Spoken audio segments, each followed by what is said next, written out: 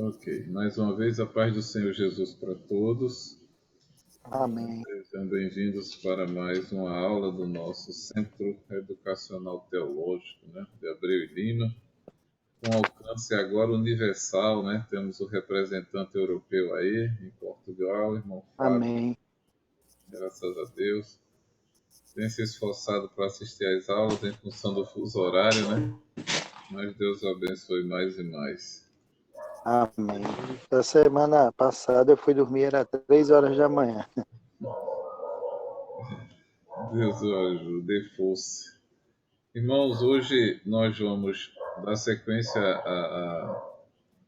ao nosso tema, de teologia pastoral, e nessa ocasião a gente vai falar sobre o 4º capítulo do livro que a gente está adotando, A preparação do ministro.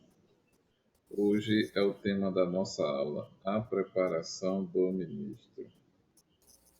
Então, dentro dessa experiência de vocacionamento, de chamamento, dada também o reconhecimento público, identificado as qualificações dessa pessoa, que a gente teve a oportunidade de também dialogar sobre isso semana passada. Eu estava ainda analisando, são aproximadamente 16 características positivas que deve ter o ministro, o candidato ao ministério, segundo a Epístola a Timóteo e Tito, que são conhecidas como epístolas pastorais. Então, você tem irrepreensível, marido de uma mulher, vigilante, sóbrio, honesto, hospitaleiro, apto para ensinar, não dado ao vinho, não espancador, não cobiçoso de torpe ganância, mas moderado, não contencioso, não avarento, que governe bem a sua própria casa, não neófito e que tenha um bom testemunho, Então, aqui pelo menos 16, pode ter mais, que estão relacionadas na Bíblia Sagrada e que aí torna o indivíduo, com certeza, mais habilitado, para o exercício do ministério cristão. Hoje, preparação do ministro. O que é interessante, quero dar as boas-vindas aqui ainda, chegaram mais alguns irmãos, irmã Márcia, irmão Luciano. Eu não sei se irmão Luciano é a primeira aula, eu não sei, aqui tem o seu nome, Galaxy J2 Prime. Normalmente, às vezes a irmã Edilane. Elias também chegou, professor. O Elias está desde o início. Ele, na realidade. Então, preparação. Apesar de já ter vivenciado, experimentado o momento onde o indivíduo sente essa chamada, ele é separado e são identificadas nele as qualificações. No entanto, isso não significa dizer que não haja o elemento humano participando desse processo, a dedicação, a preparação, o aprimoramento. Deus vai atuando juntamente com o indivíduo. Talvez algum possa exagerar e dizer assim, Deus me chamou, já deu o que eu preciso. Então eu não preciso de outros livros. O livro para mim é a Bíblia. Então não é necessário que eu leia outros livros, que eu faça outros cursos, porque Deus me chamou. E eu tenho as qualificações morais para o exercício. Mas o que fica claro na Bíblia Sagrada é que dentro desse processo, ele vai, um elemento vai contribuindo com o outro, Cada um desses passos que são dados, eles vão complementando o outro passo. Não é uma coisa isolada. Percebemos isso quando o Senhor separa os 12 discípulos para que pudessem acompanhá-lo. E eles iriam ouvir do mestre, ensinamentos que certamente ele não passou para a multidão. Eles vivenciaram momentos muito particulares com o mestre, coisas que a multidão não participou. Então eles estiveram mais próximos do mestre, porque o mestre ali estava transmitindo um ensino que certamente eles seriam responsáveis pela manutenção e transmitiriam a outros discípulos posteriormente, e foi o que aconteceu. Então, tudo isso fez parte do preparo. Tudo isso fez parte do preparo. Então, não há como negligenciar essa importante fase da vida ministerial, porque certamente, se ela não for colocada no lugar correto, a vida do ministro, a tendência é que ela não tenha o andamento segundo a proposta divina, né? Os propósitos bíblicos, que é de poder edificar, ensinar e equilibrar a igreja espiritualmente. Então, a preparação do ministro é algo essencial, é algo vital e é algo que ele precisa dedicar-se muito. Quando a gente pensa em qualquer outra profissão, esses agentes, né, que atuam nas mais diversas áreas, eles são preparados, eles são especialistas naquilo que fazem e eles podem ter segurança ao executar suas atividades e também ter a fidelidade de quem contrata um serviço, de quem compra um produto, mas porque eles se prepararam. Hoje qualquer carreira exige isso, o preparo. Então, nós temos as universidades, as escolas técnicas que preparam profissionais, né, para prestarem um bom serviço à nossa sociedade, né? Então não pode ser diferente, irmão, quando a gente pensa na obra ministerial. Não pode ser diferente. O trabalho ministerial, ele é dedicado exclusivamente à palavra de Deus. Apesar de termos hoje pessoas que precisam, né, dividir seu tempo, o que pode ser chamado do ministério bivocacional, né, ou seja, tem a atividade profissional e tem a atividade da igreja, a atividade eclesiástica. E aí o tempo que ele tem disponível precisa se esforçar muito, dedicar-se muito mais para que tenha o aproveitamento, né, que ele tanto almeja junto às ovelhas do Senhor. Então, por isso que pensar o ministério pastoral do modo bivocacional é muito difícil. Conceber a ideia de que um ministro está à frente de um conjunto de pessoas, um aglomerado de ovelhas, tá certo? Ele tem que dividir seu tempo entre a obra de Deus e a atividade profissional. Então, chegar à excelência nesse sentido, no sentido de preparo, né, é muito difícil. É muito difícil, porque normalmente as nossas atividades eclesiásticas acontecem à noite, né, nos templos. E alguém que passa o dia trabalhando, dependendo da atividade que ele desempenha, é muito difícil ele chegar à noite para conduzir uma ministração de forma adequada, né? Vamos dizer assim, do ponto de vista físico, do ponto de vista psicológico, entendeu? Do ponto de vista intelectual também, se não houve tempo para estudar, não houve tempo para ler. Então, como é que esse indivíduo vai chegar à noite em condições de ministrar para a igreja? Então, eu particularmente defendo, sim, o ministério, a vocação exclusiva. não pode ser compartilhada com outra atividade. É muito importante para que seja dividido.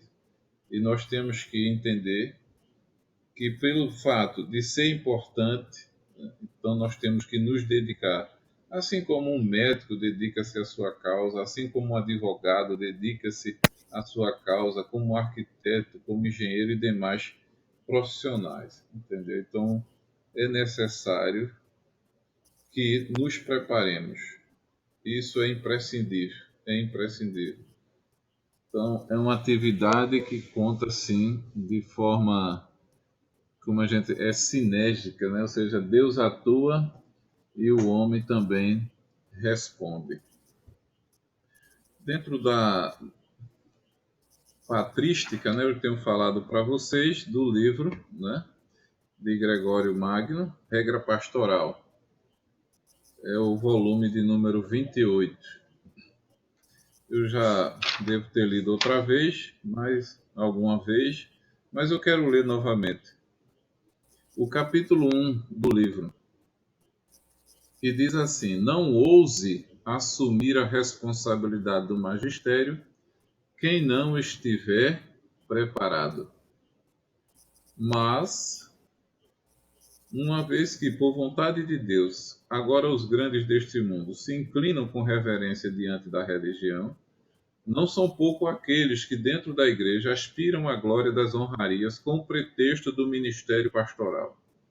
Aspiram ser considerados mestres, anelam sobressair sobre os outros e, como afirma a verdade, buscam os primeiros lugares nos banquetes e os primeiros assentos nas assembleias. À medida que estes chegarem, somente por orgulho, ao magistério da humildade, nessa mesma medida serão incapazes de desempenhar dignamente o ministério da cura pastoral que desejam assumir. No exercício do magistério, até mesmo a língua se confunde, quando se ensina alguma coisa diversamente do que se aprendeu. Contra estes, o Senhor se lamenta dizendo por meio do profeta: eles reinaram, mas eu não os havia encarregado. Se elevaram como príncipes, mas eu os ignorei. De fato, reinam pela própria vontade e não por decisão do Rei Supremo, aqueles que, sem o apoio das virtudes, são chamados por vocação divina, mas ardendo na própria cobiça, roubam os mais altos encargos do ministério pastoral. Todavia, o juiz das consciências, enquanto os eleva, não os reconhece, ele os tolera, deixando-os agir, mas por um juízo de desaprovação certamente os ignora. Por isso, aqueles que a ele acorrem, mesmo depois de ter realizado milagres, ele diz. Aí ele cita aqui Lucas 13, 27, né? E diz o seguinte: afastai-vos de mim, operadores de iniquidade, que eu não vos reconheço. E assim é duramente desaprovada a incompetência dos pastores pela voz da verdade, quando esta diz por meio do profeta: até mesmo os pastores não são capazes de entender. O Senhor ainda os rejeita, dizendo: nem mesmo os doutores da lei me reconheceram. Portanto, a verdade se lamenta de não ser por eles reconhecida e proclama não reconhecer o primado de quem não as conhece. Primado, será que está em primeiro lugar, né? Visto que é certo que quem não conhece as coisas do Senhor é por ele ignorado.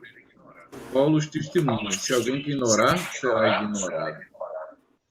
Então vejo como o Gregório, lá no século VI, né, toma esse ato como de natureza grave, muito séria, muito importante, entendeu? Então, alguém que sente a chamada, sente o vocacionamento, o comissionamento, ele não pode iniciar as atividades se não estiver rigorosamente preparado.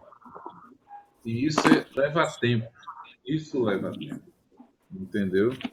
Então, não assumam a responsabilidade do governo das almas aqueles que não colocam em prática na própria vida o que aprenderam com o estudo. Então, meus irmãos, a preparação do ministério. O nosso primeiro ponto diz o seguinte: a necessidade da preparação, né? E essa preparação aí, ela é de natureza espiritual, evidentemente. é de natureza teológica, é de natureza cultural, porque hoje nós estamos diante de uma comunidade que lê, de pessoas que estudam, de pessoas que fazem cobrança e certamente exigem líderes que estejam apropriados dos eventos, né, que acontecem ao redor e que possam contextualizar a palavra de Deus. Não somente, porque às vezes a gente vê, é muito bom fazer as citações, né, de textos da Bíblia, mas também é muito bom fazer uma exposição contextualizada. Então, por isso que nós temos a oportunidade de estudar hermenêutica, de estudar exegese, as línguas originais, para facilitar um pouco dessa compreensão.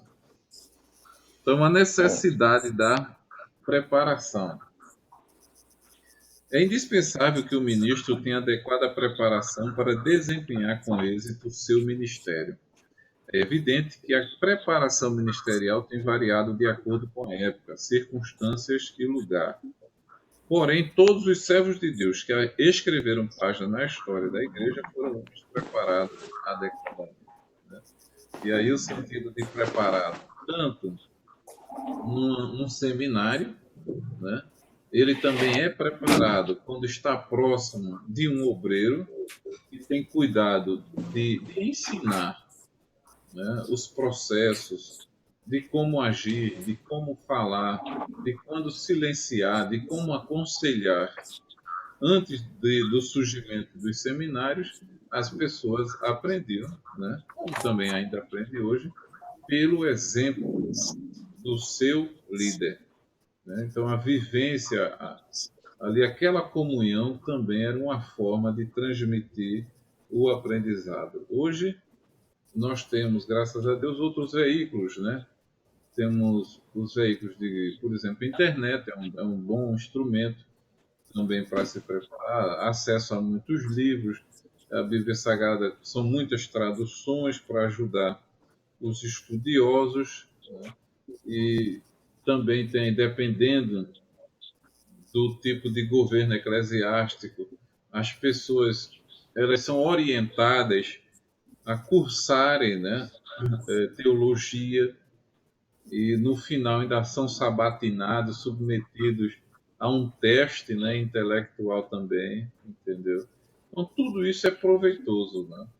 É importante e a gente não pode de forma alguma abrir mão. Sobretudo, como já disse, porque nós estamos vivendo um período que exige muito que o obreiro reflita e pense sobre o que está acontecendo ao nosso redor, sobre os mais diversos eventos, política, cultura, arte, né, esporte.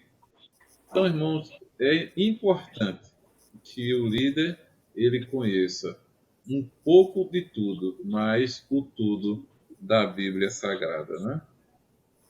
Então, a palavra de Deus, ela tem alguns exemplos de homens que passaram por testes, foram alunos, foram mestres e conseguiram manter o legado, né?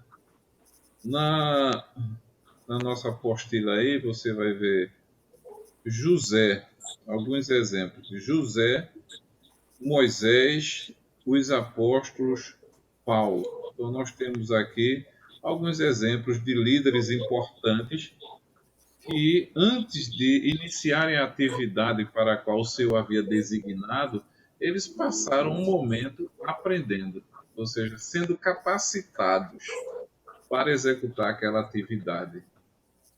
Num momento no nosso passado, algum momento no passado, a nossa história registra que os obreiros que eram chamados, né, principalmente na Assembleia de Deus, né, normalmente as pessoas não estudavam, não tinham uma certa aversão à teologia, né?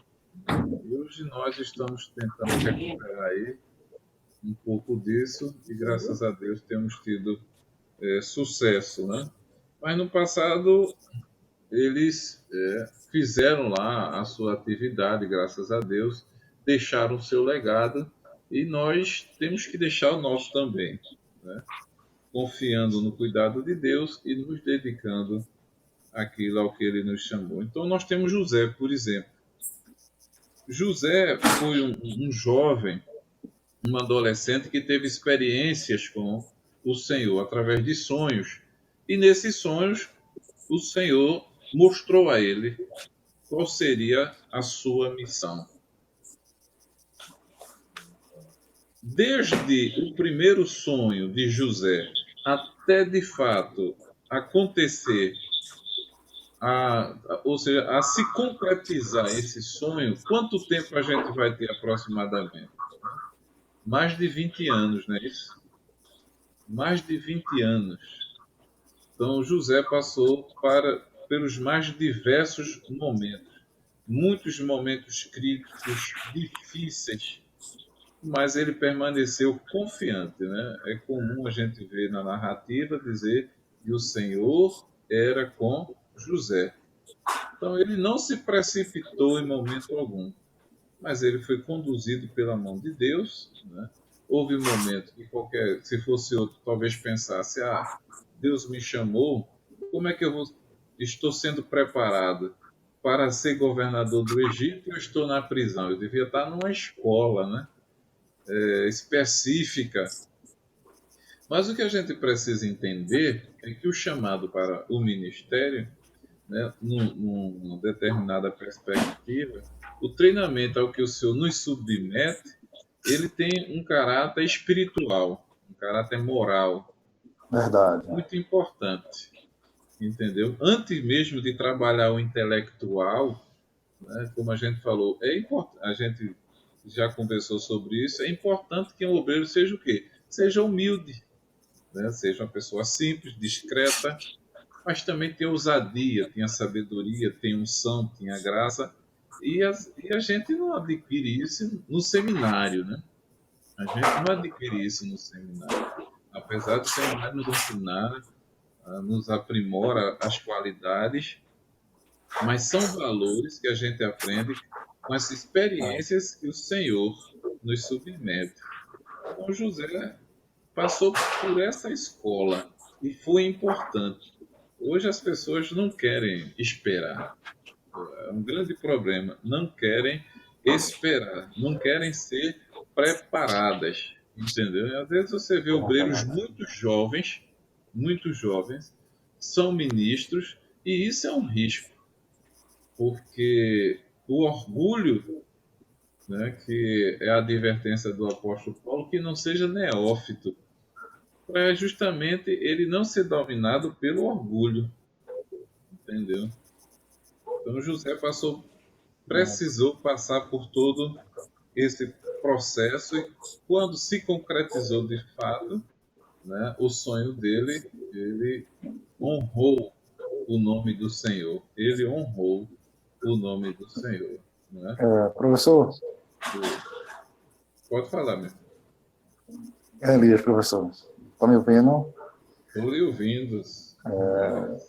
Quando narra essa personagem de José, tem uma exegese que fala que quando ele ficou preso, ele tinha sido acusado de um crime de atentado ao pudor. Uhum. E ele passou 2 anos, ele ficou no subsolo. Ele tinha ficado 2 anos no subsolo do palácio do rei, e o que me chama a atenção é que ele sabia que dali o caráter espiritual dele ia se manifestar sobre o palácio. E Potifar sabia que ele tinha um dom da interpretação e foi direcionado ao rei, como todos sabem dessa história, e ele foi direcionado ao rei, ou seja, durante esse período de 2 anos, no subsolo do palácio, ele não teve uma boa alimentação, ele não teve o direito de ter um banho de sol, e ele foi se apresentar diante do rei. O que me intriga nessa história é que quando o rei pergunta a ele se era ele que tinha a resposta das visões, das perturbações. Ele olha para o rei e diz: olha, rei, não é eu que tenho a resposta, mas o meu Deus. Ou seja, ele tinha todos os motivos para dizer: eu vou terminar minha condenação, Deus não existe. Você vê o caráter de José, a pessoa de Jesus, uma pessoa.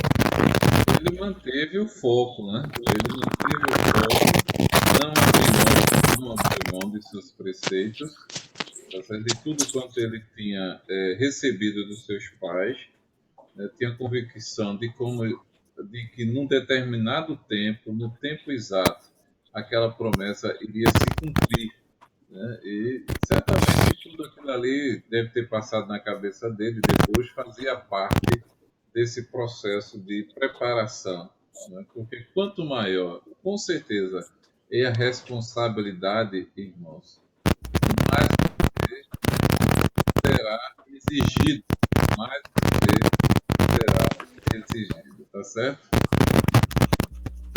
Então vamos lá. Temos José, temos Moisés, né? Nós estamos no capítulo 4, na preparação do ministro, né? A preparação do ministro. Então você vai ter outros importantes. Professor, tem alguém dando contato aí no ouvido. É porque é o microfone de Elias. Ele fica Elias, tu tá com 2 microfones ligados. Aí tá dando interferência porque fica muito próximo. Liguei agora. Vamos lá. Cadê? Melhorou um pouquinho. Aí fica dando interferência. Entendeu? Então, você vai ter, por exemplo, outros, mas vamos, Moisés, por exemplo. O autor diz o seguinte: quanta diferença vemos no Moisés recém-saído do palácio, afoito e imprudente, que até cometeu um homicídio. E o Moisés, 40 anos depois, no deserto. No palácio ele só viu a política, os conchavos, as pressões, a arrogância dos poderosos. No deserto, ele teve tempo para meditar na grandeza e no poder do Criador, com certeza.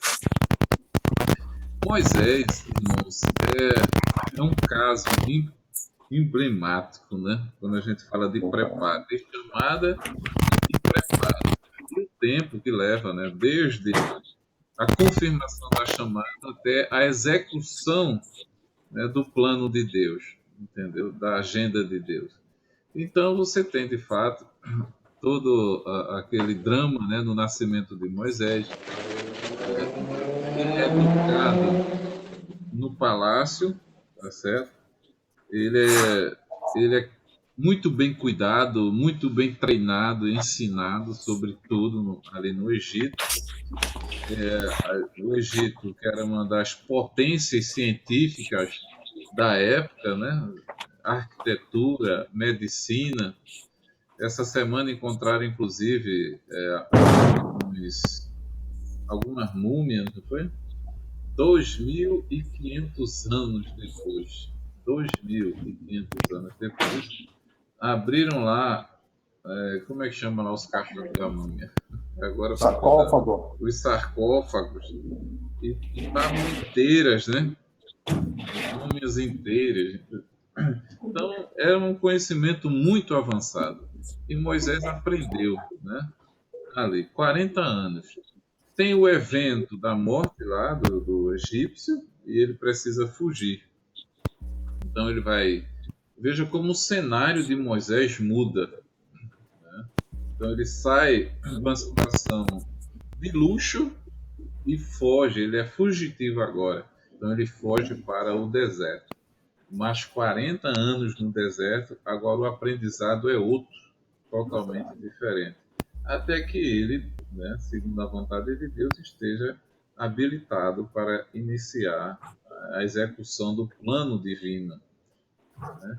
Então, esse processo é muito importante, né? Ele é importante porque o indivíduo entende que a vontade de Deus que está sendo cumprida é o nome do Senhor que vai ser glorificado.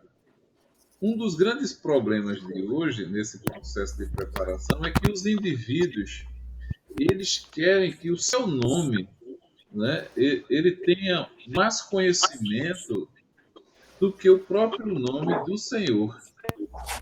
Ô, mestre, Isso foi não. até fazendo uma pequena relação entre a chamada de José e Moisés, a gente vê que o pessoal prefere que aconteça na vida dele como aconteceu com José, do anonimato ao conhecimento geral. Todo mundo sabia que seria um governador, mas no caso de Moisés foi o contrário.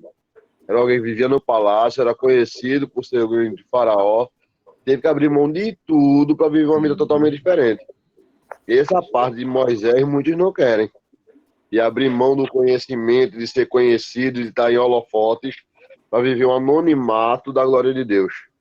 Essa parte ninguém quer. Geralmente querem o contrário, o chamado de José. Sair do anonimato para ser conhecido por todos. Então, hoje tem os pastores coaching, né? Treinadores, são mais profissionais do que ministros. Então é o nome dele, né? Então, é a agenda dele, entendeu? Ele não quer esperar, ele não quer esperar. Deus deu a Moisés, veja, os terços de Moisés, os terços.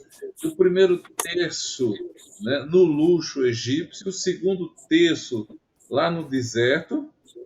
A vida não era igual ao Egito, mas teve lá a vida lá no deserto, né, menos drama, talvez. E a terceira parte foi cumprindo, de fato, executando a chamada dele, né? Às vezes a gente quer pegar esses terços e diminuí-los, ou seja, não, eu não vou passar, né, somente um terço da vida fazendo isso ou aquilo para a glória de Deus. Eu quero passar a vida toda. Então, o indivíduo ele pode ser chamado e capacitado para executar uma obra, talvez em 10 anos, entendeu? Em 10 anos, ele pode viver 50, 60, mas ele vai ser capacitado para executar aquela obra em 10 anos, porque é segundo a vontade de Deus. Mas há muita precipitação hoje e as pessoas ignoram muito esses elementos, né? Esse modelo, essa forma como o Senhor atuou no Antigo Testamento. Então a gente não pode, a gente traz aqui para entender que Deus usou esses homens, usam os de hoje também, mas sempre para glorificar o nome dele, né? Sempre. Você vai ter o caso de Josué, por exemplo, também. Foi um indivíduo que conviveu com Moisés, que aprendeu com Moisés, substituiu a Moisés, né? E cumpriu com êxito também. Qual foi o diferencial? Josué, talvez pelas guerras constantes, não conseguiu formar um líder para substituí-lo. Não conseguiu. Um período muito difícil, né? O povo, diz o escritor, que o povo não conhecia Deus, né? Lá em Juízes, entendeu? Então não foi preparado um líder. As coisas só vão começar a mudar com Samuel, entendeu? Então o clamor de uma serva do Senhor que tem o seu pedido, né, atendido pela misericórdia de Deus, e entrega seu filho para servir ao Senhor. Então, a história começa a mudar, a ser refeita aí, a partir de Samuel. Mas outros, infelizmente, não tiveram a mesma habilidade que Moisés para formar líderes, né? E o verdadeiro líder, ele prepara outros líderes. Reconhece a chamada, né, na vida de homens e mulheres, né, e os capacita. Temos os apóstolos, os outros demais profetas também, né? Normalmente eles já aparecem dentro da ação profética, né? Como denunciando o pecado, proclamando o juízo divino, mas eles tiveram um processo também de preparação. E aí você considere Daniel, você considere os 3 jovens que tiveram um processo de preparação, e principalmente Daniel e os 3 jovens, né? Que foram ali separados, que foram ensinados e educados para ajudar ao líder babilônico, tá certo? E muitos outros profetas que foram chamados por Deus ainda no ventre materno e foram pelo Senhor capacitados.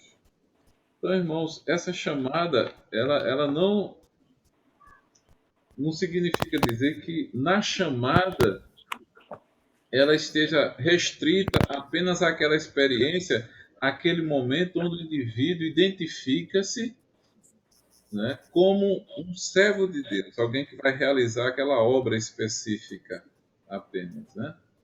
Mas essa chamada, ela engloba processos desde o momento onde Deus separa, ou seja, que Deus capacita e que Deus comissiona, entendeu? Então, os apóstolos, né, é outro caso, passaram 3 anos servindo e obedecendo ao Senhor e o seguindo. Ou seja, não poderia haver melhor experiência. Então, temos ali 12 perfis de homens diferentes uns dos outros, mas o que o Senhor fez com que a obra, né, fizesse com que eles convergissem suas mentes, seus estilos, né, sua mentalidade, convergisse tudo para a obra de Deus. E o Senhor fez isso, né? O Augusto Cury, ele costuma falar sobre esse processo de treinamento, a área psicológica, né, que é a área que ele atua. Então, ele costuma explorar muito essa área que o Senhor usou para trabalhar a vida desses 12 diferentes homens. O apóstolo Paulo é outro caso importante, né, que depois da sua conversão tem aí um tempo que ele leva para ser capacitado, né, para a obra do Senhor. Então não tem como abrir mão disso. Então, Paulo recolheu-se durante 10 anos em Tarso, sua cidade natal, para melhor compreender a sua nova fé. O ministério, lá no finalzinho, no último parágrafo, tem o seguinte: o ministério é coisa muito séria. Por isso, a primeira condição para exercê-lo é que o candidato não seja um neófito ou inexperiente. A inexperiência tem conduzido muitos à soberba e à presunção. E você está com o material, tem os textos e você pode lê-los para fundamentar, né? Tem outros casos, né, irmãos, que a gente pode citar, poderia citar os próprios pais da igreja que conviveram com os apóstolos. Você tem Policarpo, você tem Inácio de Antioquia, Clemente Romano e muitos outros que herdaram essa sabedoria dos próprios apóstolos, né? Porque muitos deles andaram com os apóstolos e tiveram com certeza excelentes professores. Então a gente não pode de forma alguma negligenciar essa experiência bíblica. Um segundo momento aqui nós temos a formação teológica, né? Que foi e continua sendo o grande debate, né? O seminário teológico, ele tem capacidade de formar ou de capacitar homens e mulheres para o ministério cristão? É uma pergunta que eu estou fazendo, viu? O seminário pode... Nós só temos ali informação ou nós temos capacitação também? O que os irmãos acham sobre a formação teológica? Ela é importante? Ouvir alguém? Professor, ela é importante para o nosso chamado e muito importante, porque temos que aprender, né, de forma diferente a palavra de Deus, para que nós possamos transmitir tão somente a verdade para aqueles que estão à espera deste grande dia, né, que obtemos conhecimento para transmitir para aquelas pessoas mais necessitadas. Então, o ensino ele é fundamental. Ele nos capacita para levarmos a palavra de Deus de conformidade com aquele nosso chamado que nós temos, né, tivemos através de Jesus Cristo. Então, eu acho muito importante o ensinamento. Quanto mais nós aprendemos, mais nós vamos transmitir a palavra do Senhor de forma correta. Eu poderia complementar o Nobre. Quando nós falamos disso, nós lembramos da escola dos profetas, nós lembramos também dos filósofos, onde haviam ali as escolas, também onde havia a direção da palavra de Deus por parte de homens como, por exemplo, Gamaliel. A escola teológica ela é um agente direcionador e um agente incentivador ao pensar, ao desenvolver o conhecimento, ao dar aquela direção que às vezes, por muitas vezes, nós que estamos na escola não tínhamos essa visão enlarguecida ou mais abrangente do conhecimento, o incentivo do pensar, de buscar outros patamares dentro da Bíblia, né? Enriquecer a linguagem, enriquecer a forma da pesquisa, da busca, né? Então, eu vejo a escola teológica nessa forma abrangente. Eu tenho um conceito, professor. É simples, resumindo. Para mim, a teologia é uma libertação. É? A teologia, para mim, é uma libertação. Entendi. Professor, Não. sou assim de um tempo mais antigo e acompanhei vários pastores que não tinham nenhuma formação teológica, como, por exemplo, saudosa memória, o pastor Pedro Lins de Souza. Não sei se o senhor chegou a conhecer ali em Goiânia. E esse pastor, até o nível escolar dele era muito baixo, até o linguajar dele era um linguajar muito popular. Mas esse homem tinha um conhecimento muito grande, bíblico, uma unção muito grande, uma chamada específica. Só que, nos dias atuais, requer mais o conhecimento teológico, muito mais, por causa do nível de formação Aliado a isso, né? Aliado das pessoas, né? O nível de formação hoje, atualmente, exige muito que o obreiro tenha a formação teológica. A gente não pode jamais, como o senhor falou, negar a primeira parte, né? Que é a vida espiritual, de consagração, é o modelo, é o padrão moral, né? E aí vem realmente o enriquecimento intelectual. Era outro momento, inclusive o pastor Altair, ele escreveu um livro, né, sobre essa questão da escola teológica nas Assembleias de Deus, né? Quando surgiu o primeiro seminário, tinha realmente uma certa dificuldade das pessoas aceitarem o curso teológico, mas eram homens de Deus, eram homens chamados por Deus e que viveram num tempo, né? Nós estamos em outro momento em que Deus continua abençoando. Aquele exemplo que eles deixaram, nós temos que tomar. Eram homens dedicados, homens zelosos, certo? Homens de caráter.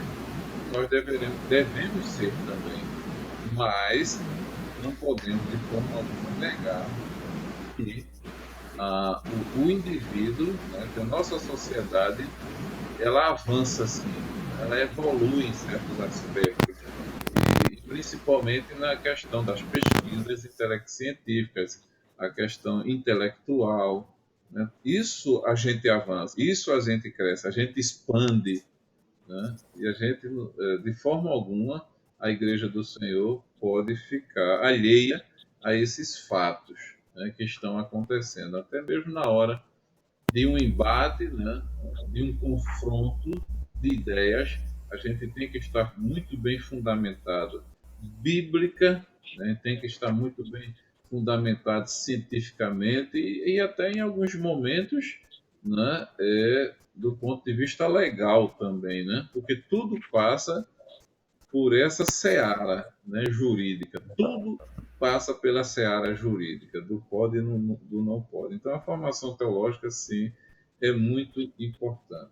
Nas igrejas históricas, né, ninguém podia ser reconhecido, né, principalmente depois da reforma tal, se não tivesse o curso, né, de teologia. E assim ainda é na maioria das igrejas históricas. Nas Assembleias de Deus, ainda não, né? Na maior parte, ainda não. Mas nós estamos caminhando para isso.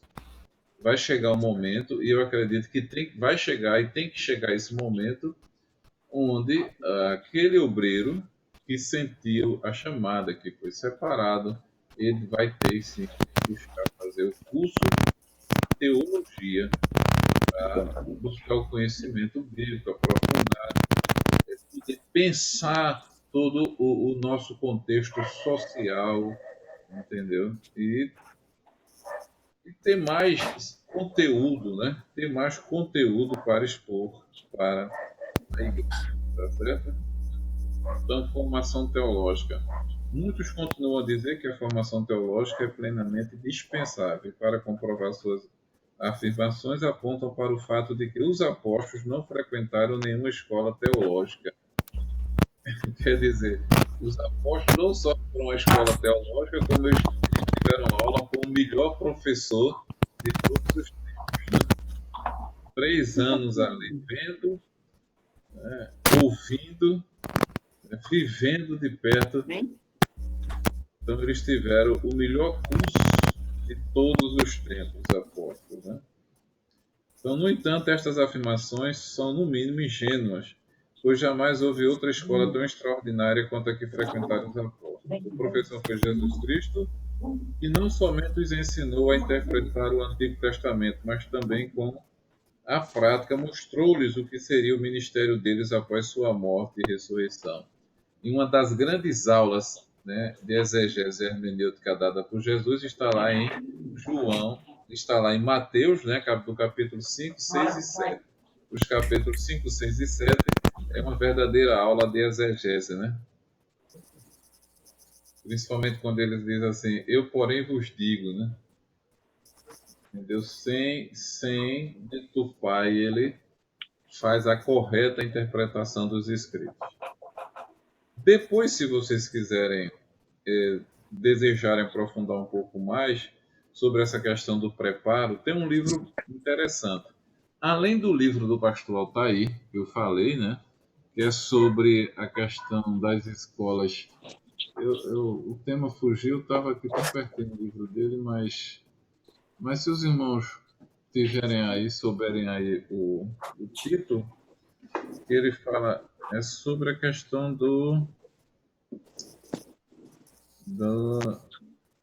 dos cursos, né, os cursos, seminários, a educação teológica nas Assembleias de Deus. Vocês já viram esse livro dele? E aí ele faz uma abordagem, está aqui. Achei. Então, tem 2 bons livros, né? Então, vocês podem depois... esse aqui é um livro mais curto, mas é muito bom. Né? Tem um excelente referencial bibliográfico, tá certo? A educação teológica nas Assembleias de Deus no Brasil, os antecedentes históricos de uma grande conquista. Esse livro é muito bom e você, como disse o pastor João Barbosa, dá para ler numa sentada. Assim. É um livro muito bom. E aí ele faz a abordagem do ponto... Achando muito nessa aula. Achando muito. Elias, faz aí, Wagner. amigo doutor. Dá um toque no teu microfone aí, para eu ver aqui. Ok. Se não for o teu, é de outro. E outro livro, irmão, que eu quero que vocês conheçam, é esse aqui. Vocês já devem ter visto em alguma livraria, do Justo Gonçalves, Ministério, Vocação ou Profissão. Ele fala sobre o preparo ministerial ontem, hoje e amanhã. Então é um livro muito bom também, que vai falar do princípio do cristianismo, sobre as primeiras escolas que surgiram com foco na preparação, né, de sacerdotes e como isso aconteceu na história. Também é um livro não tão denso, né, tem menos de 200 páginas e não é um livro caro. E vale a pena para você ter conhecimento de como se processou toda essa ideia de preparo, entendeu? Da grande preocupação na história de ter pessoas à frente da igreja, né, que pudessem, de fato, trazer uma exposição clara.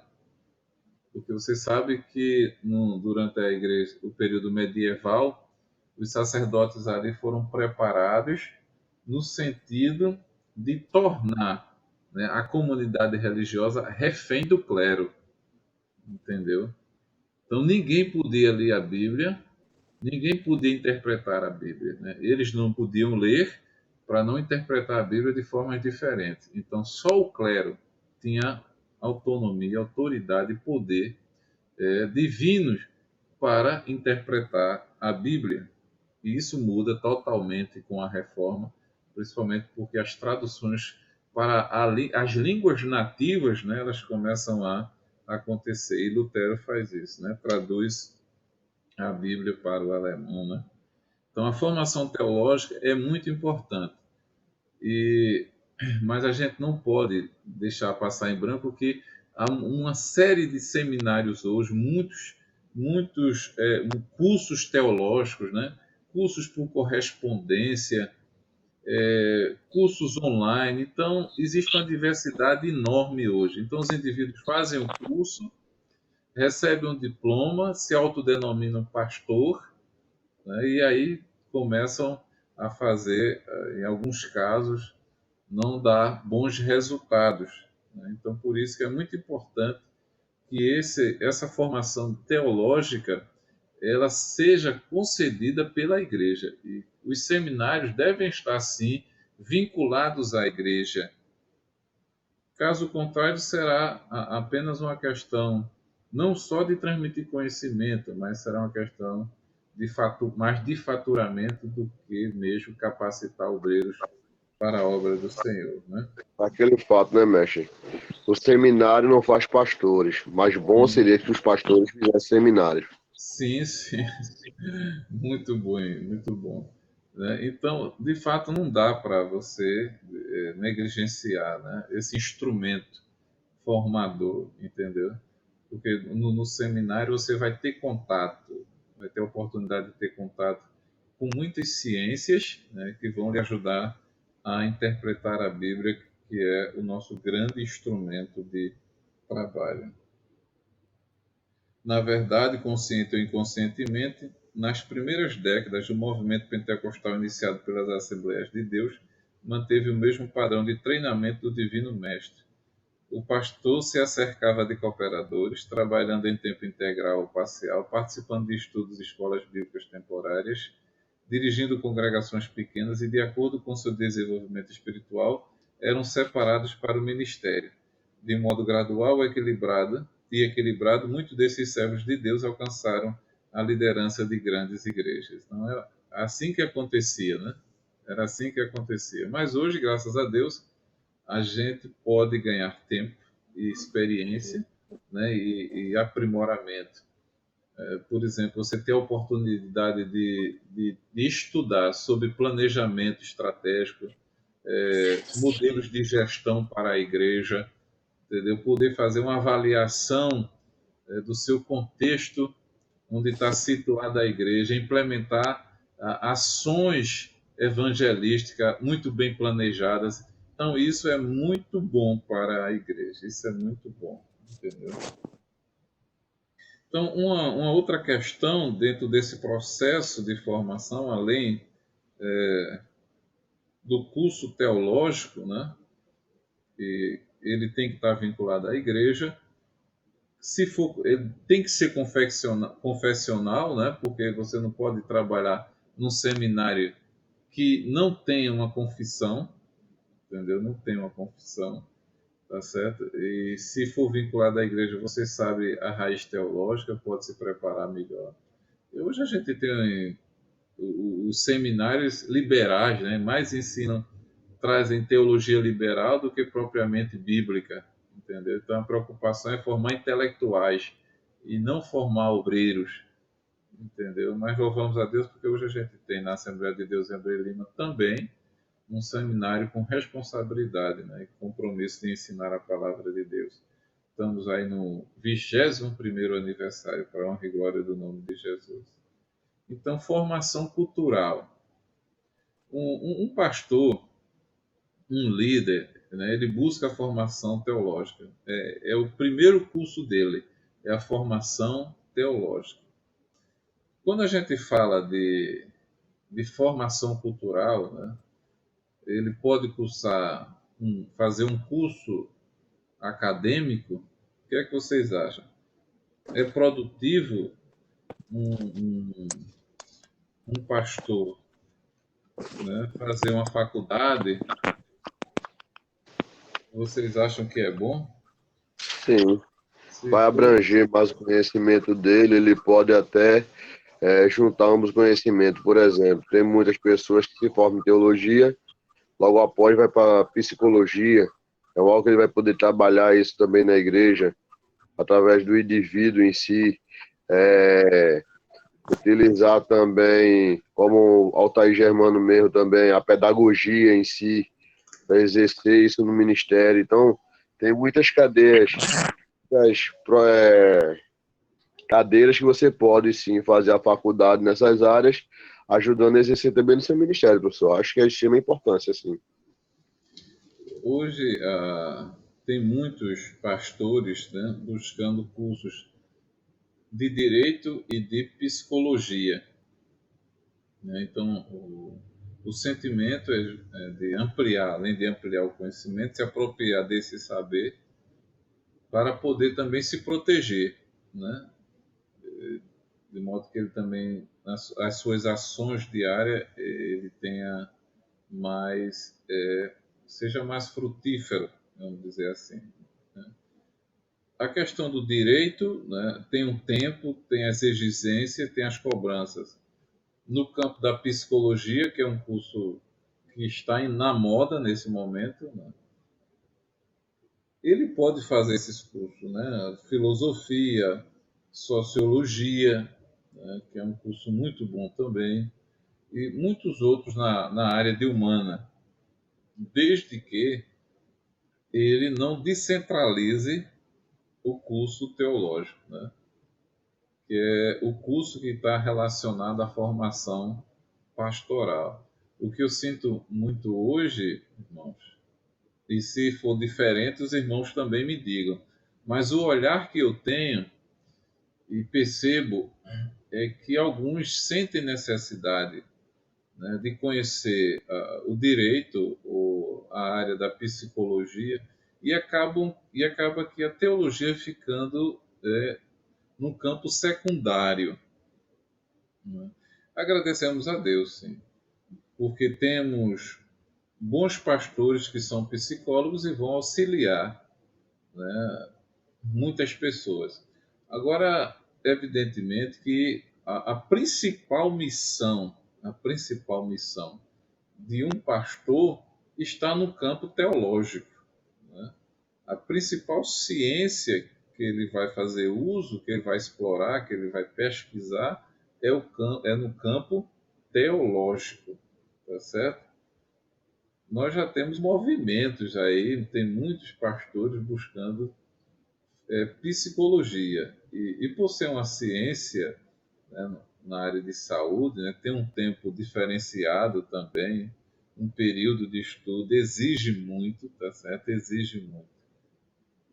Pode ajudar o pastor, mas não podemos abrir mão, de forma alguma, da teologia como disciplina central da nossa vida, da nossa própria existência, né, na obra de Deus. Então, formação cultural.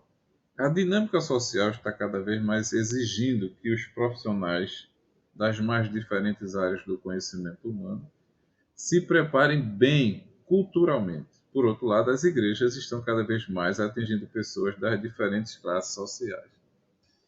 Não é porque alguém rico, ou milionário, ou famoso, se converteu na sua igreja, né, que você diga, eu preciso fazer o curso A, eu preciso fazer um curso A, B ou C. Não, né? Tem as pessoas que vão normalmente à igreja, elas vão para ouvir a mensagem do Evangelho. Elas querem ouvir a palavra de Deus. Elas não querem ouvir sobre matemática, sobre química, sobre física, sobre direito, não. Porque existem as áreas específicas para ouvir isso. Quem vai à igreja quer ouvir a palavra de Deus. E quer ouvi-la da forma mais natural possível. Não pode haver superficialidade. Não pode haver pragmatismo. Entendeu, irmãos? A palavra tem que fluir com naturalidade, com o mesmo poder. Porque o que ministra, ele não pode ser inibido, coagido, ele não pode se sentir intimidado pela presença de uma autoridade. É evidente, ele não pode desrespeitar, faltar com o decoro, mas ele não vai deixar de ser um teólogo preocupado em expor com clareza o poder da palavra de Deus. Então, é nisso que nós temos que nos preocupar. Então, o preparo, a nossa dedicação, todo o esforço, né, que vem com a oração, que vem com a reflexão e que vem também com essa habilidade cognitiva, a habilidade intelectual e que é adquirida através da muita leitura, da muita pesquisa. Então, o nosso foco é expor essa palavra, como diz o próprio texto bíblico, que ela seja temperada. Entendeu? Uma palavra temperada, que em determinados momentos vai, sim. Muitas pessoas não vão gostar do que ouviram, porque vai chocar com o modo delas pensarem, vai inquietá-las, vai exigir que tomem uma decisão. Mas a habilidade que buscamos não é para ministrar uma palavra que agrade às pessoas. Jamais, né? Essa palavra tem que vir de modo que seja bíblica. E se ela é bíblica, ela tem a aprovação de Deus. Então a formação cultural pode ajudar, sim. E sempre ajuda, desde que não percamos o foco bíblico, o foco teológico. Hoje, e como já falei, já vi muitos pastores, alguns pastores, vou fazer curso de direito. É bom, porque vai estudar, vai aprender, entendeu? Mas eu fico refletindo, e se essa mesma dedicação continuasse dentro dos textos bíblicos, entendeu? Quanta riqueza a gente ainda tem na Bíblia Sagrada que não conseguimos entender. Muito conhecimento bíblico, e principalmente falando da exposição, né? Falando da contextualização. Quando a gente pensa, por exemplo, homens como Spurgeon, o ministério de um homem como Spurgeon, o legado literário que aquele homem deixou, né? Homem como Martin Lloyd Jones e tantos outros importantes homens de Deus que deixaram um legado escrito. Então, eram homens que dedicavam a vida toda à pesquisa, à reflexão. Nem todos conseguiram fazer isso, mas os que deixaram, fica evidente que a sua dedicação, né, que o seu devocional, tudo foi voltado para a palavra de Deus, com o fim de que ela fosse exposta com clareza, com nitidez. Esse é o nosso grande desafio, irmão. É isso que a gente pensa quando refletimos sobre preparo. É expor a palavra de Deus com nitidez, sem arranhões, sem a minha interferência, né? Sem buscar meus interesses, mas somente a vontade de Deus, única e exclusivamente. Chegou lá no tempo alguém que de repente eu não tenho simpatia e eu mudo o curso do texto para atingir aquele indivíduo. Isso é impensável. Isso é impensável. Tá? Então, o nosso esforço, a nossa dedicação e a nossa capacitação é para atingir esse nível, né, de perfeição. Então, portanto, o ministro do Senhor Jesus Cristo não deve ser uma pessoa culturalmente atrasada. Sim. A comunicação eficiente da palavra de Deus exige bons conhecimentos da língua pátria e da atualidade. Os irmãos entenderam aí, né? A comunicação eficiente da palavra de Deus exige bons conhecimentos da língua pátria e da atualidade. Quando a gente inicia o curso de teologia, a gente estuda português 1 e 2, né? E eu sei que muitas pessoas têm dificuldade. Eu já tive mais dificuldade, irmãos, na fala, na escrita, mas na conversão, quando eu me converti aos 17 anos, eu não gostava de ler, mas eu ganhei o Novo Testamento e foi a partir dessa leitura que eu tive a experiência do novo nascimento.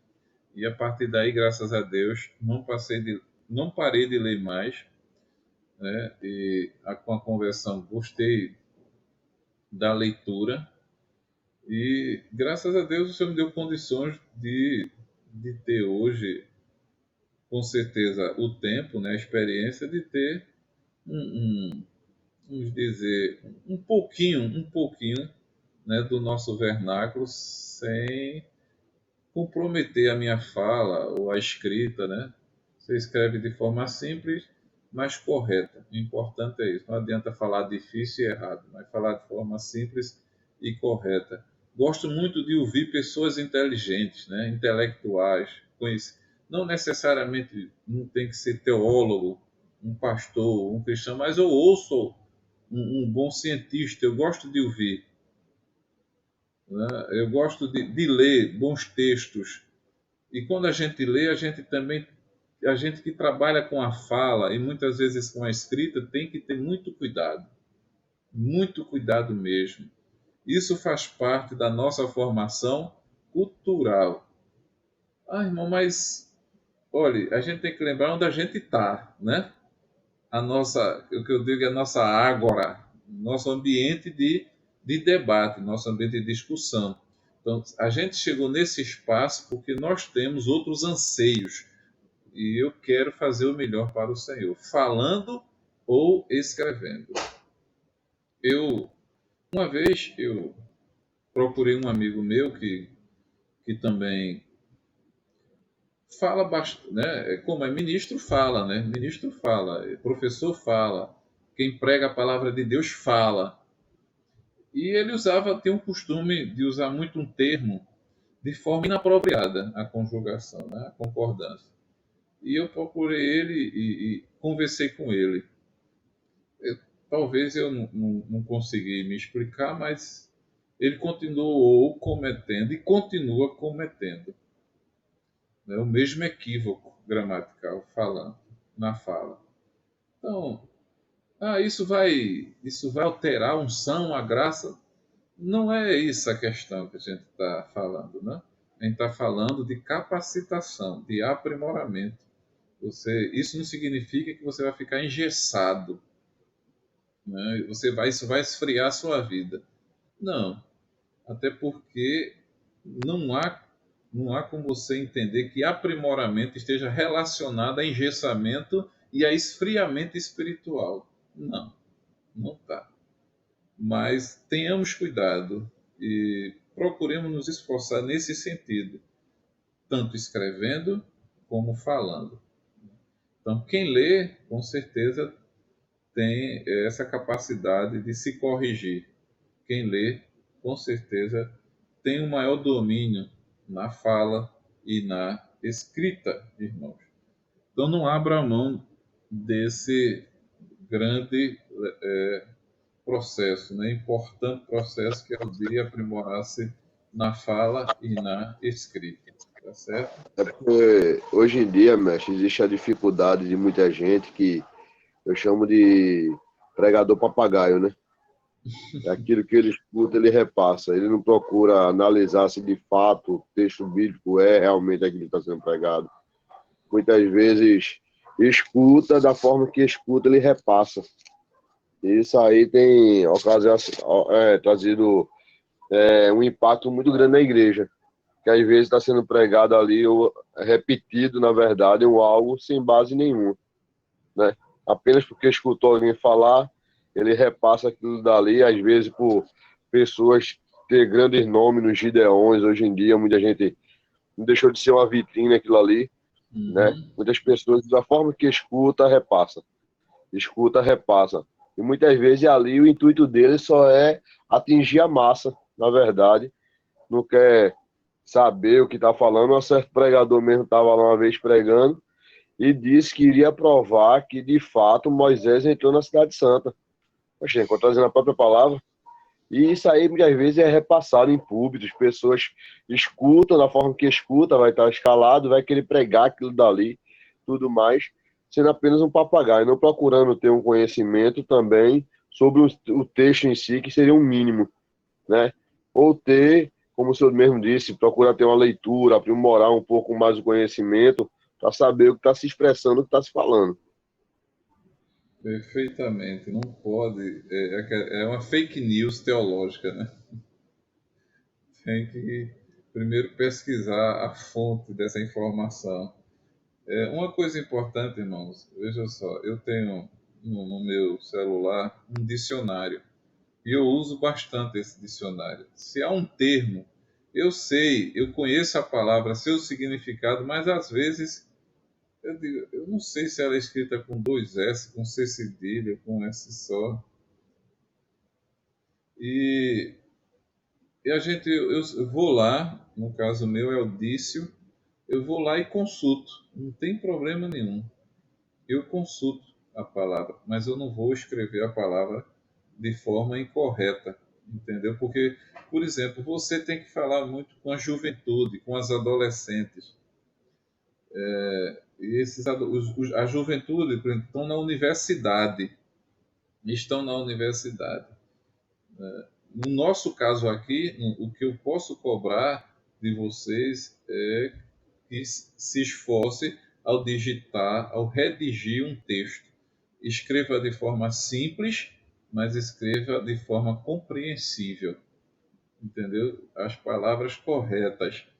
Então vamos respeitar a nossa língua, né? O nosso vernáculo, né? E todas as suas regras. São muitas, mas no que a gente puder respeitar, a gente vai respeitar, entendeu? Porque enquanto servos de Deus, essa também é uma ocupação nossa. O aprimoramento e a capacitação passa por aí. Então você vai, hoje tem esses aplicativos, né, de textos, então você vai escrever um texto para a juventude e de repente o texto ele não está bem construído, às vezes eles ficam rindo, né? Mas neste caso aqui eu peço que cada um que está nesse momento nessa sala tenha muito cuidado, né? Tem que ler bastante. Às vezes a gente lê, mas não consegue escrever, tá certo? Mas o que escrever, que a gente escreva com clareza e respeitando as nossas regras gramaticais, certo? E isso faz parte. Então, criar objeções contra a cultura, citando textos, e aqui tem alguns textos, né? Alguns controversos, né? Por exemplo, vamos ver aqui, né? Porque alguns usam Por exemplo, aquele texto que fala que a letra mata, né? Já ouviram muito sobre isso? A letra mata, né? Mas é o Espírito que dá vida. Então, muitos interpretam essa letra como se fosse o conhecimento, né? Como se fosse a ciência. E, na realidade, não é, né? É um erro exegético, é um equívoco de interpretação. Então, a formação cultural não depende da conquista de um título de advogado, economista, sociólogo e etc. Muitas pessoas com ou mais títulos de bacharelado são culturalmente retrógradas e pouco versáteis. Sim. Nós temos, quando você vai, por exemplo, à academia, né, à universidade, o que existe lá é o incentivo, é um certo incentivo pelo acúmulo de títulos. E aí você tem o currículo Lattes, né, que você tem que preencher, tem que dar informação, entendeu, para atender uma demanda curricular, mas que não significa necessariamente que você aprendeu. Não significa que você aprendeu. Nós temos que fazer um curso com a consciência de que ele vai oferecer algo que nós precisamos. Não é fazer para ter um anel, até porque eu não gosto nem de usar, entendeu? Mas tem gente que gosta de usar, né? E se você tem um curso, use, né? Fez o curso, tem um diploma, foi reconhecido, use, não tem problema, mas seja humilde, não use aquele anel para tentar humilhar as pessoas. Porque o que é importante mesmo, né, é a sua postura. E quando você começar a falar, fica claro de que você é um homem de Deus e que conhece a palavra de Deus. É um homem de Deus e que conhece a palavra de Deus. Então, só os Viu, mestre? títulos não vão torná-lo aptos para a obra. Pois não, irmã Alice? Esse termo aí, mestre, que o senhor acabou de mencionar, que a letra mata, é o que mais eu vejo no púlpito, e que alguns... Se eu disser para o senhor que eu não tenho inimigo, eu estou sendo hipócrita, né? Eu tenho inimigos. Não inimigos a questão jurídicas, né? Tipo, rincha, não. É no sentido de você ter um caminho a guiar e chegar ao fim. Por exemplo, esse termo aí, que a letra mata, eles dizem, Elias, saber demais, tu tá ficando doido, a teologia está acabando contigo, a teologia ela está esfriando. Aí eu boto a mão no ombro dele e digo, quando eu digo que a letra mata, eu estou se referindo aos 613 mandamentos da lei escrita por Moisés, beleza? Olha, então, você tem que, por exemplo, isso acontece ali, mas vai suportando. Vai suportando que é assim mesmo. Porque quem conhece, aquele que acha, porque Paulo fala daquele que come, né, e tem aquele que acha que não deve comer, né? Então, quem come, não maltrate o que não come. E o que não come, não julgue o que come, né? Porque a gente não vai ser julgado pelo que come ou pelo que não come, diz ele, né? Então, veja só, em 1 Coríntios 1:19, diz assim, porque está escrito, destruirei a sabedoria dos sábios e aniquilarei a inteligência dos inteligentes. É claro que o senhor não está falando do homem, né, temente a Deus que tem o conhecimento. Essa sabedoria aqui é aquela sabedoria que nega a existência de Deus, como a ciência, né, moderna, né? Entendeu? Que tem mais do que um caráter científico. Então, hoje as pessoas são ativistas científicas, não são só cientistas, são ativistas, entendeu? Porque querem de todo jeito matar, destruir a fé do povo e fazê-las depender exclusivamente da ciência. E nesses dias de Covid, o que mais a gente ouviu foi o debate justamente científico, né? Só o debate científico. E esses outros textos que você vai encontrar, entendeu? Mas quando o Senhor fala destruir, essa sabedoria é aquela sabedoria que negligencia a misericórdia e a própria existência do Senhor. Vamos mais. Então, na sua preparação teológica, é interessante que o ministro tenha algum conhecimento geral em noções de ciências sociais, como sociologia, antropologia, e aí eu recomendo a vocês, é uma ciência maravilhosa, tá certo? Antropologia, Eu sou apaixonado por ela. psicologia social e etc. Pois, embora não seja isso essencial, pode ajudá-lo. Entretanto, é bom ressaltar que a cultura secular apenas o ajudará na comunicação da palavra e no diálogo. Aí, na sua preparação teológica e cultural, é indispensável que o pastor tenha o seu gabinete para oração, estudo e meditação, por mais modesto que seja esse lugar.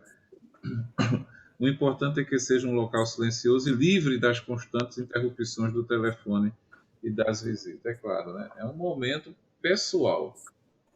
Você tem que separar. Normalmente, para mim, é o sábado, né? Quando inicio a minha atividade. E todos os dias a gente tem que trabalhar, né? O melhor horário para estudar, a gente vai trabalhar para o homem.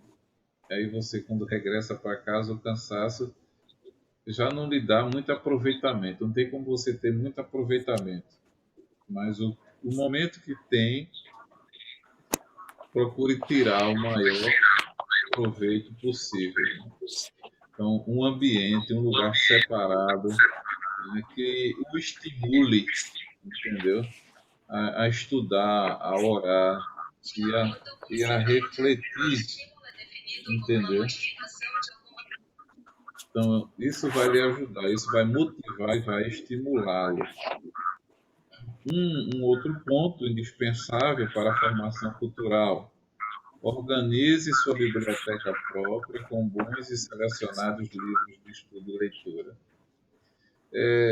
Eu ainda vejo, apesar de estar também acontecendo um movimento de despertamento na liderança, né, de formar sua biblioteca. Vejo que alguns irmãos que também têm essa preocupação de ter bons livros, boas fontes de pesquisa, e isso é imprescindível para quem quer crescer na graça e no conhecimento. É imprescindível. Um pastor amigo nosso, ele disse que numa palestra ele fez a seguinte declaração: tenha cuidado com o pastor cujo carro é mais caro do que a biblioteca. Ele disse que o pastor que estava ali riu dele, mas confirmou. E realmente a gente tem que ter muito.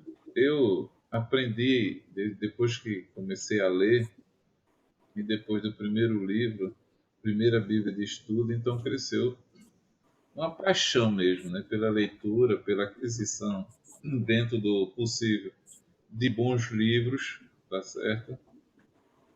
E hoje, graças a Deus, tenho uma boa biblioteca que pode me ajudar a pesquisar.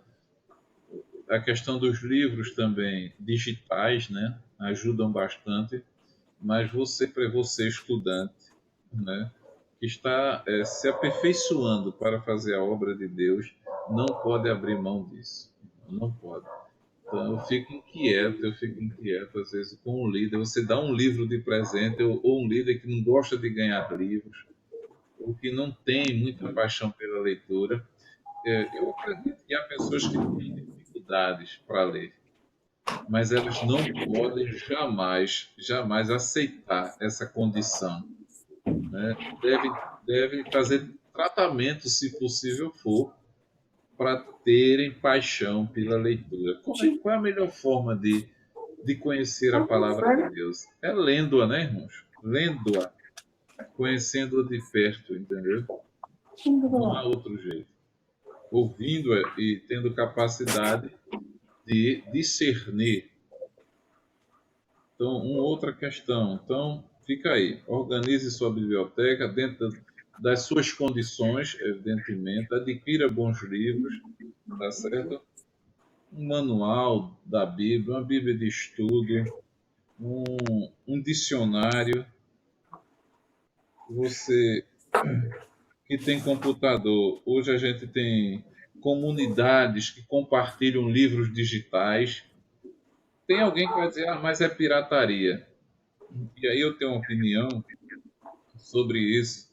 Não é pirataria, né? A gente não negocia. E eu sempre incentivo a aquisição de livros. Já comprei muitos livros que alguém repassou para mim digitalmente, tá certo? E se aquela pessoa não tivesse acesso ao livro no formato digital, muitos não vão ter condições de adquirir aquele livro, né? Porque ainda é caro, nós sabemos. Ou o livro é caro ou a gente ganha Professor, pouco, né? Entendeu? professor, Não é isso. Sebastião. Professor, eu fui pegar a apostila no sábado e não tinha pronta. Não, Aí ele disse que tinha que deixar o nome lá para poder pegar posteriormente. eu vou falar com ele, que eu estive lá no sábado, inclusive eu falei com ele sobre isso. Eu falo novamente, para os irmãos chegarem lá. Eu vou pedir para preparar 10 apostilas. Vão lá buscar, viu? Por favor. Pronto. Vão lá buscar. Aí eu fui pegar, mas ele não tinha. Aí eu deixei meu nome lá, eu e Sérgio Vitor, para pegarmos no próximo sábado. Eu vou Qual o valor, preparar. professor? Eu não sei, mas é menos de 20, né? Quem comprou lá? Não, é R$ 25, ele falou. 25? Pronto. É porque ele vai imprimir e vai encadernar. É, É por A causa apostila que vocês falam é o livro, é? Essa É o teologia? livro, é Teologia pastoral? esse aqui. Tá certo? Esse livro não edita mais, mas ele tem, o conteúdo dele é muito bom. Tá certo? Então, irmãos, se esforcem para ter uma boa biblioteca. Tá certo? Um livro que ajuda. Um dos primeiros livros que eu fiz é aquele Manual da Escola Bíblica Dominical. Vocês têm ele, vocês se recordam? Do pastor Antônio Gilberto. Manual da Escola Bíblica Dominical. Se lembram? Alguém lembra? Alguém tem? Eu tenho. Pronto. Eu não. Eu também tenho. O Luciano tem. Eu também tenho. Mas é um Lembro, livro... tenho, professor. Eu tenho ele e eu tenho aquele. Socorro, sou professor de escola dominical. Mas esse aqui é de um curso, né? Então é um livro muito bom e me ajudou muito esse livro. E me ajuda esse livro. Só tem como adquirir trazendo aí do Brasil. Tem, né? Tem ele também digital, tá certo? Também. Digital? Eu tenho isso aqui, professor. Essa versão o conteúdo é o mesmo, só mudou a versão. Né? Eu tenho esse aqui também, foi um dos primeiros. É o mesmo livro. É o mesmo livro. Esse acho que a primeira versão dele do Caped. Já tá tudo rasgado. Tem ele em PDF, Fábio. Entendeu? Ô, meu amado, se você puder me enviar. Então, ele tem muita dica boa, irmão. Esse livro é muito bom. Eu vou procurar aqui, eu tenho ele. Aí eu vou enviar no grupo. Pronto. Amém. Então, não abra mão. Se esforce e, na medida do possível, organize sua biblioteca. Tá certo?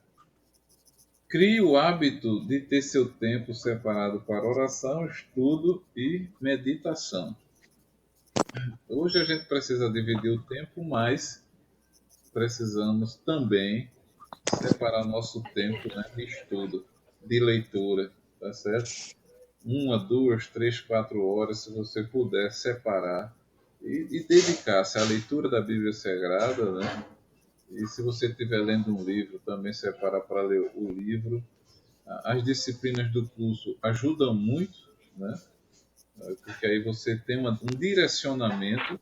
E a escola dominical, que para mim também é um excelente referencial importante na preparação da vida do obreiro. Então, pensar no obreiro hoje, que não é aluno de escola dominical, sei não, viu? É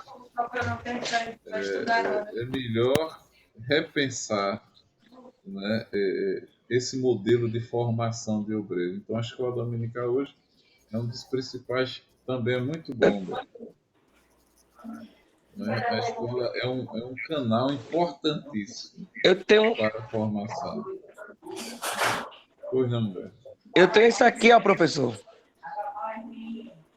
Sim, também. Muito bom. Eu tenho Muito isso bom. aqui, ó. Socorro, sou professor de escola dominical.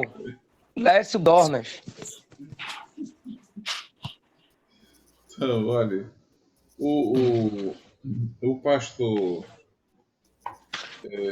Hernandes Dias Lopes, né, aquele livro que eu já falei para vocês, mas hoje a gente tem outras pessoas, né, aqui na sala que eu acho que é a primeira vez, mas estão aqui, graças a Deus. Hernandes Dias Lopes, isso aqui para você, dar de presente ao seu pastor, muito bom. Ele também fala nesse livro sobre o preparo do pastor, entendeu? Por exemplo, ele já começa o livro falando de um termo que é muito usado normalmente em palestras, né? Ou seja, ministério em crise. Ao afirmar que estamos vivendo uma crise aguda, agônica, endêmica e sistêmica, já não produz impacto em mais ninguém. É porque acabou que virando um padrão, né? Afirmar que tá todo mundo em crise, e ninguém acha a cura da crise. Afirmar, A porém, que principal ele... crise é ética, né, professor? Eu acho que a principal crise que nós estamos vivendo, em todas as áreas, é uma crise ética. Meu Deus, então... É a mais crítica, né? A mais crítica, a mais lamentável e a que mais provoca consequências, né? Infelizmente. Mas nós somos advertidos, né? Como a própria leitura que fizemos, né? De um livro mais antigo, né? A gente não pode, de forma alguma, permitir que uma vida bem-sucedida apague da nossa memória o caráter de juiz de Deus, entendeu? Então, tá lá. Naquele dia muitos dirão que Deus nos guarde, né, das tentações que nos fazem esquecer do seu juízo. Mas a questão do preparo também está inserida nesse processo. Quando as pessoas acham que já sabem, que não precisam se preparar, se capacitar em todos os sentidos, né? Então, o que acontece é isso, irmão Luciano. Então, afirmar, porém, que Elias vivia uma crise maior do que a nossa nos faz refletir. O preparo de Elias para o ministério profético lança a luz sobre este magno assunto do preparo do pastor. Nossa nação está vivendo uma profunda crise institucional, né? As comissões parlamentares de inquérito estão abrindo as entranhas infectas das instituições políticas e revelando doenças graves. A maior crise que a nação atravessa não é econômica nem social, mas, como você falou, é uma questão de integridade, ou seja, é moral. Estamos vivendo uma crise de integridade. O parlamento está nu, o governo cabisbaixo, a nação está coberta de vexame e opróbrio. Nunca a credibilidade política desceu a níveis tão baixos. Embora haja ainda alguns ícones que se sustentam de pé, o descrédito com a classe política é avassalador. Se a crise política e a crise moral chegaram a níveis insuportáveis, a crise espiritual, meu Deus, não é menor. Aí você tem o enriquecimento ilícito em nome da fé, tornou-se notícia quente da imprensa brasileira. Homens sem escrúpulos escondem-se atrás dos púlpitos e fazem da igreja uma empresa lucrativa. Já se cunhou a expressão: pequenas empresas, grandes negócios, grandes igrejas, lucros estrondosos. Em tempo de crise, Deus não levantou uma denominação, nenhum partido, mas um homem, né? E aí falando de Elias, alguém que realmente foi capacitado para cumprir com aquele ministério. Uma questão importante que o pastor Hernandes coloca na questão do preparo são os holofotes, né? Algo que a gente até já mencionou aqui, essa questão do ser bem-sucedido. É o perigo do sucesso. O perigo do sucesso. Não faz medo ao homem quando ele não está tendo, né, toda essa visibilidade. O medo é quando ele está tendo e se acha que está sendo bem sucedido. Eu grifei alguns textos aqui, entre eles. Isso nos ensina que Deus não precisa de estrelas para fazer sua obra. Ele precisa de homens disponíveis e obedientes. É o trecho desse livro do pastor Hernandes Dias Lopes. Um dos graves problemas enfrentados pela Igreja Evangélica Brasileira é o pecado da tietagem. Meu Deus. E às vezes as pessoas ficam tão conhecidas, né? E com essa questão agora de Instagram, né? Esse negócio de Instagram dá tanta popularidade aos obreiros que ele ganha tantos seguidores que ele chega a mudar, né, sua performance, entendeu? Nós temos aí um pastor muito conhecido, né? Muito popular pelo seu método, pelo seu jeito, né, de falar, e ele ficou muito conhecido e, inclusive, despertou a curiosidade de algumas pessoas se ele ensina a Bíblia ou se faz humor, né? E a gente tem que ter muito cuidado, muita sensibilidade com essas questões. Não é que a gente vá julgar, não é questão de julgar só, irmãos, mas é a questão de um grande compromisso com a palavra de Deus. E esse compromisso, será que tem espaço, né, para que a gente dedique tanto tempo para o humor, entendeu? Sem oração teremos apenas luz na mente, mas não fogo no coração. É uma outra frase do livro. Sem oração teremos apenas luz na mente, mas não fogo no coração. Dentro desse conjunto de ações que capacitam, né, o indivíduo, a oração não está excetuada disso, irmão. Muitos entram no seminário e às vezes pensam que buscar essa intimidade com Deus através da oração pode ser substituído pelo estudo, né? Pelo estudo simples de um livro, de forma alguma. A vida devocional está composta pela oração, né? Pela leitura bíblica, pela reflexão espiritual. Se não for assim, você, em pouco tempo, com certeza, vai se tornar um liberal. Vai se afastar e se apostatar até da fé em Cristo. Temos uma outra frase importante, né? Temos pastores com fome de livro, mas sem fome de Deus. Deus tenha misericórdia de nós, né? Porque se nós amamos a palavra de Deus, se nós amamos a leitura, nós amamos a Deus, que é fonte inesgotável de todo esse conhecimento, que é o grande alvo da nossa mente, né? Que é dirigida pelo Espírito Santo. Essa capacitação, né? Esse aprimoramento, esse aperfeiçoamento é um direcionamento do Espírito Santo na nossa mente até a mente de Deus. Irmão Carlos está aí, está me ouvindo? Irmão Carlos Alberto, tá? Ele está muito calado hoje. Tem uma outra frase dele aqui que é um título de um subcapítulo. Diz assim: Deus trabalha na vida do pastor antes de trabalhar através do pastor, né?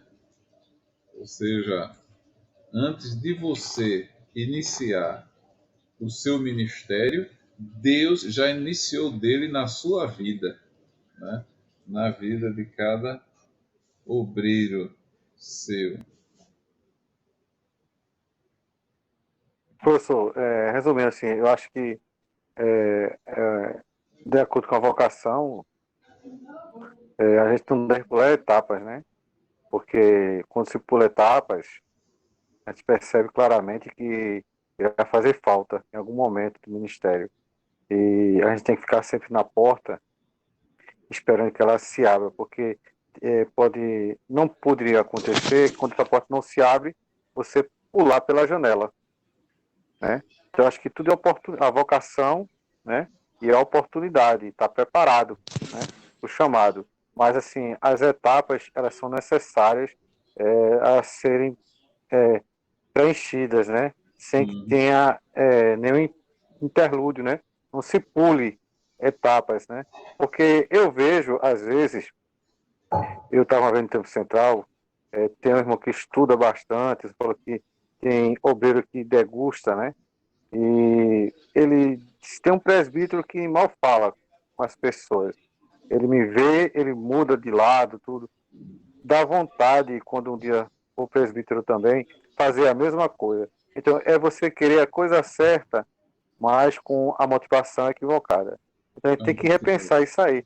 Porque eu escuto, às vezes, alguns pensamentos, o pastor Aguinaldo Betti, no Ministério de São Paulo, ele dá muito conselho e ele fala que isso é importante, a gente ver as etapas e não pular etapas, porque às vezes a pessoa quer o cargo, mas não quer o ônus do cargo, não quer a responsabilidade que está atrelada ao cargo. Isso é muito importante colocar, porque, como o senhor falou, existem os momentos felizes, mas também existem as cobranças, o momento de tristeza, né? Que tem que descer, né? Tem que realmente se suplicar, e não é assim uma querência muito glamurosa, né? Como se acha que é, e realmente é um preço a pagar muito alto e tem que ter estrutura para isso, e a gente, quando pula etapas, termina fazendo falta. É a minha opinião. Compromete totalmente. Não temos uma outra frase tirada desse capítulo sobre o preparo do pastor, né, do livro, de pastor a pastor. Deus não tem pressa quando se trata de treinar os obreiros, né? Deus não tem pressa quando se trata de treinar os obreiros. Então, uma coisa que é importante na formação, na capacitação, é tempo para treinar, né? E paciência para esperar o tempo exato daquele indivíduo iniciar suas atividades ministeriais. Entendeu?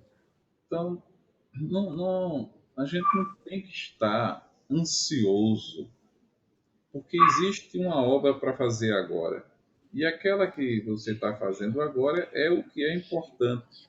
Ah, mas a minha idade, não tem problema. O meu chamado, se eu tiver um chamado específico que seja ministerial, eu talvez cumpra ele em um ano. Deus me chamou para cumpri-lo em um ano. E todo esse processo de vida tem sido de preparo, né? O que eu faço agora exige o mesmo cuidado, irmão. Exige a mesma atenção, a mesma dedicação, o mesmo comprometimento.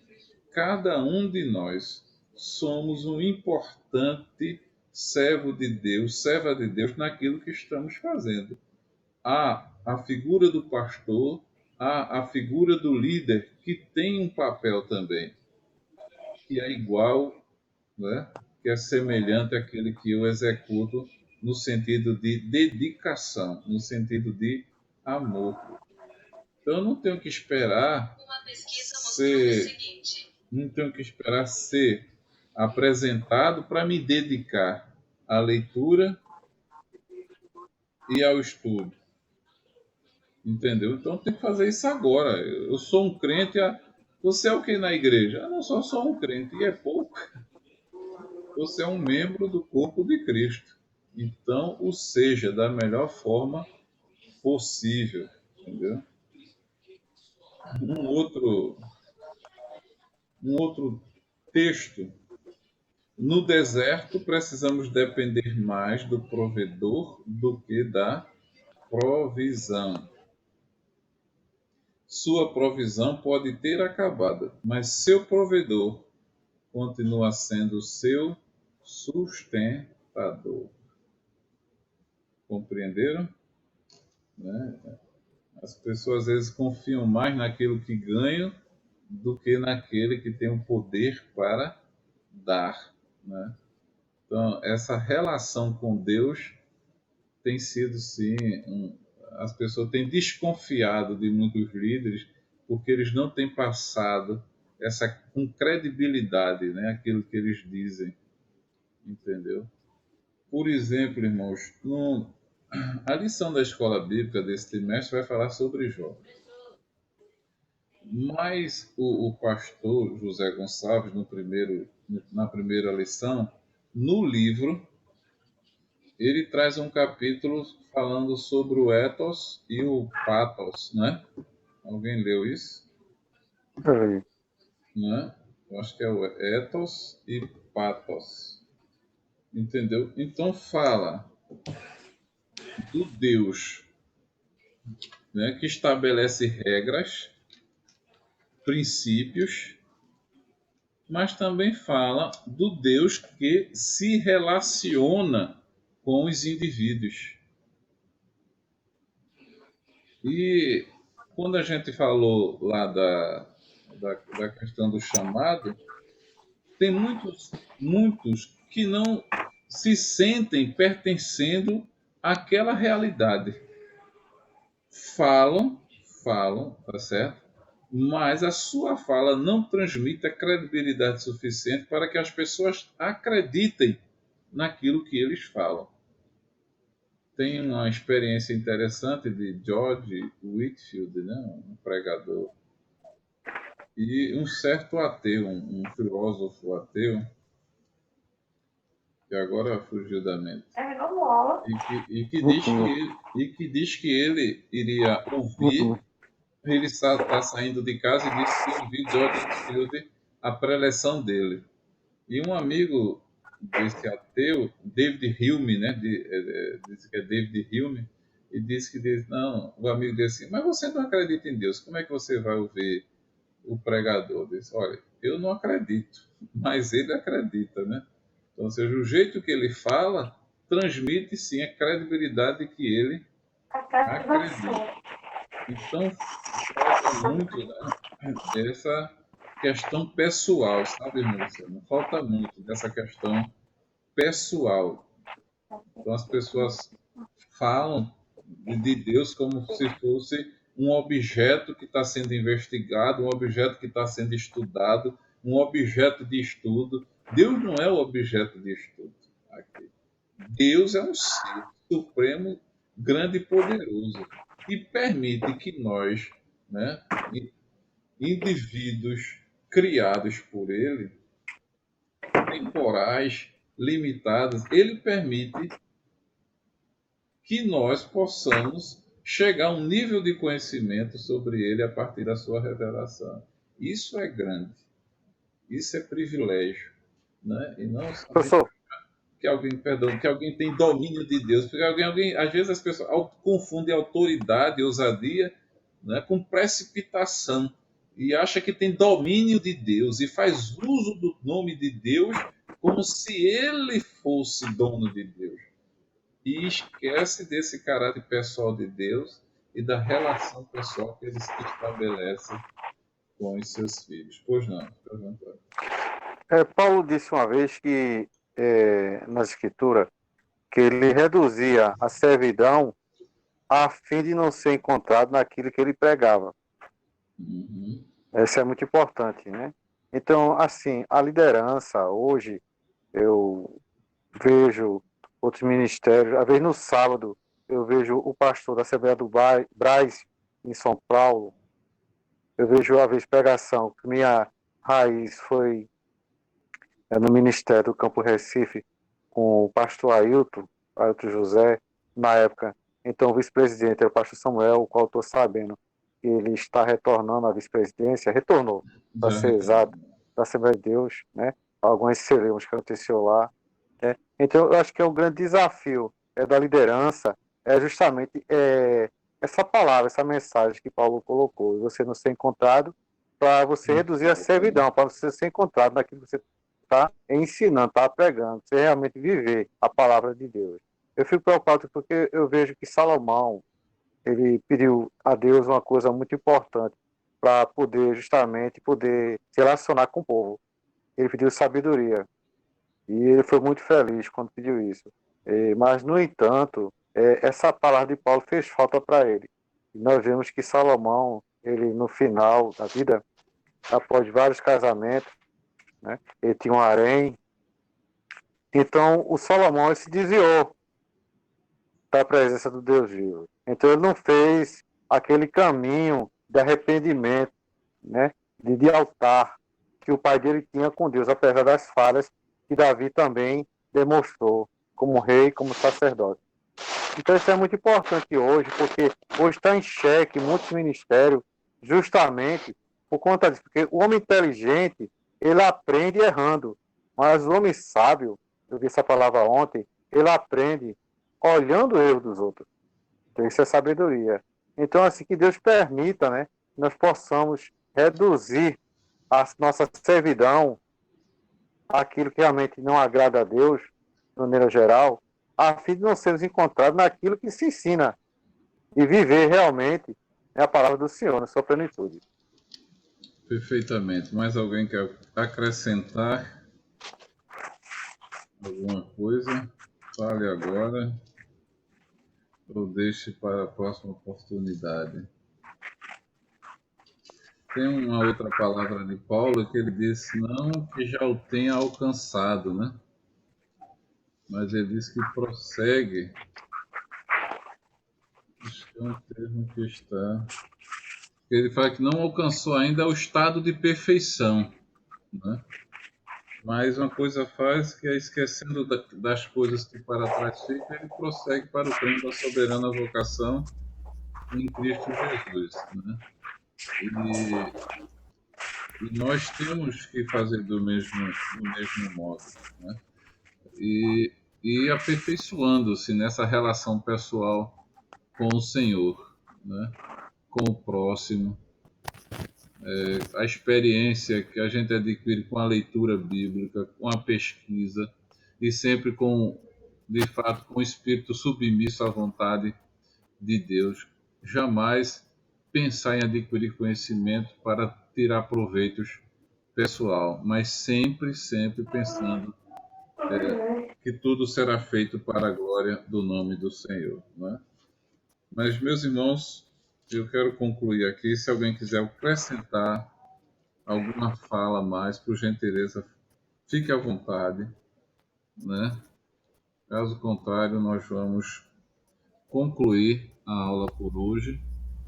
Quero agradecer a Deus por todos que puderam participar, irmão Carlos, irmão Elias, irmão Eudes, irmão Everson, irmão Fábio, né, irmão Gabriel. Amém. Eu acho que não sei se é irmã Edilane do Galaxy 2 Prime.